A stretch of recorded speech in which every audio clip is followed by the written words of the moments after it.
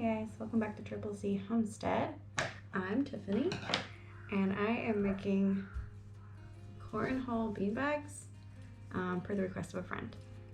Basically, this is exactly like making napkins or pillowcases because you sew around the three edges and then you turn it inside out. You put your beans on the inside, hem it, shut, and you're done. Super simple. Takes a long time because of the cutting. You want to make sure it's about 6 inches, and I have to make sure that the corn bean mixture weighs the right amount, essentially is what it boils down to. Other than that, it's really easy. So I'm kind of doing this in my spare time while the kids have screen time because they get that while Jacob is napping. So just wanted to catch up for a minute before we go outside and do some gardening. It was ridiculously hot over the weekend, and then yesterday was actually very cool and ended up being 75 in the evening, which is great, but in the morning it was like 50 after being 90 the previous day. So crazy weather. And now it's overcast and 70, which is fine. So not quite as crazy as Tennessee, but it's making some strides. So anyways, that's where I am with the weather. That's where I am with sewing.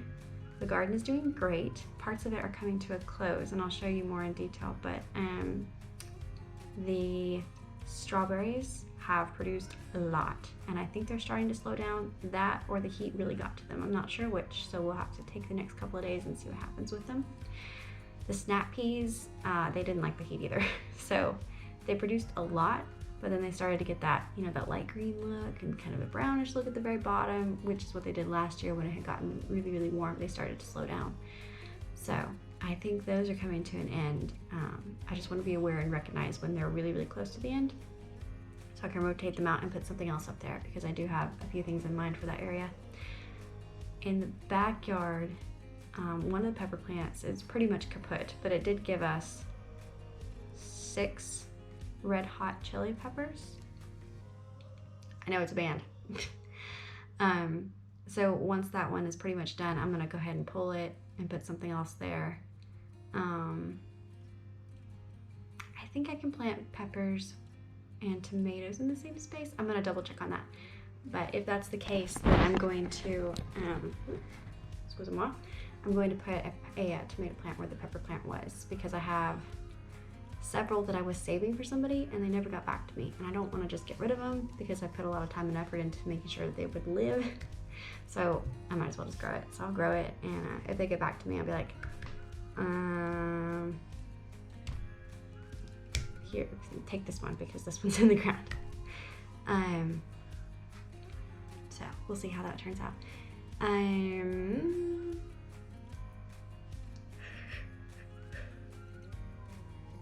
What else can I talk about? The greenhouse that I had out back has run its time, and we're going to have to take it down. We had a really bad fly problem. So 2 mistakes in one. One, I should have taken the greenhouse off knowing that there was ridiculously hot weather coming, because it does tend to hold heat even with the little side windows and the door open. It holds the heat, and it is a great place for the flies to congregate, which is not fun. It's terrible. It's gross. But also, I had put some plant fertilizer. We'll get to that in a minute. I had put some of that in the top of my GreenStalk. Well, the way the GreenStalk is and the bugs are and all that fun stuff, I couldn't actually see in the top of it. So when I put it in there and sprayed it all around and mixed it for like a solid 10 minutes, I could have sworn that it all got mixed in. Oh. So with those really hot days, we could smell the fertilizer. It was horrible. I know that it smells in general fine, but this was smelling something dead, very similar to that. So we moved the greenhouse and then realized that there was like a fly congregation and a bunch of dead flies in that top tier. So we took it off, cleaned it out, completely emptied it, flushed out the rest of them. However, there are parts of the GreenStalk that, because of the heat and the moisture and the flies and just a bunch of bad things, they have started to mold over a little bit. So Justin wants me to start over. He's concerned about eating things that have just been gross. So that is probably what I'm gonna do, as much as I don't want to, because I spent time, money, and effort getting it to where it is. I do understand where he's coming from, because it is kind of gross, and parts of it do still smell like that, and it's a learning experience is what it boils down to. So I think we're gonna restart the GreenStalk. I'm probably just gonna stick with spinach, I think. Spinach is more of a cool weather thing. So going into summer, I'm not sure that's the best idea. I'm gonna play it by ear. I'm gonna see what I've got available. I still have a ton of seeds. I just need to see what will comfortably grow in the GreenStalk without the hot weather killing it. So greens and stuff might be okay. I will double check.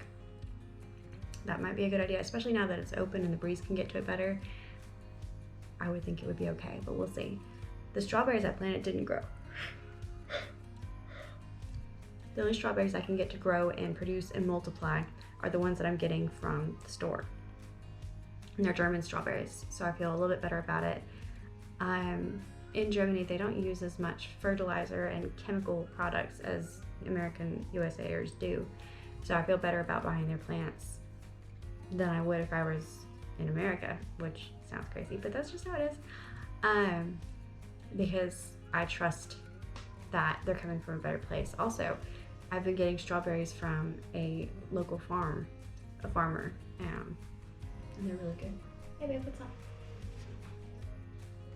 You want to what? No. You want to tear it off? Okay. And can I show you something? Show me something. Ooh, that's a good one. Do you see it? Mm-hmm. So yeah, we're restarting the GreenStalk.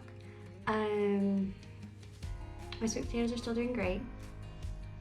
My Venus flytrap is dead. I don't know.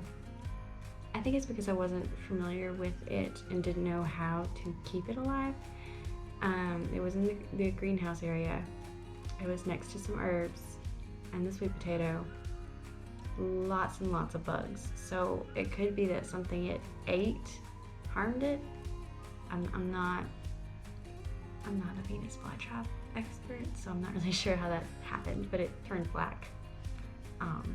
Parts of it are still greenish, so do I cut off its arms and heads? And that sounds weird, doesn't it? It really sounds weird. I don't know if I should decapitate it and let it heal itself and start over, or if I should just toss it. Okay, so I'm gonna finish up my project up here, and then we're gonna go outside and check on the garden. So I'll catch you in a little bit.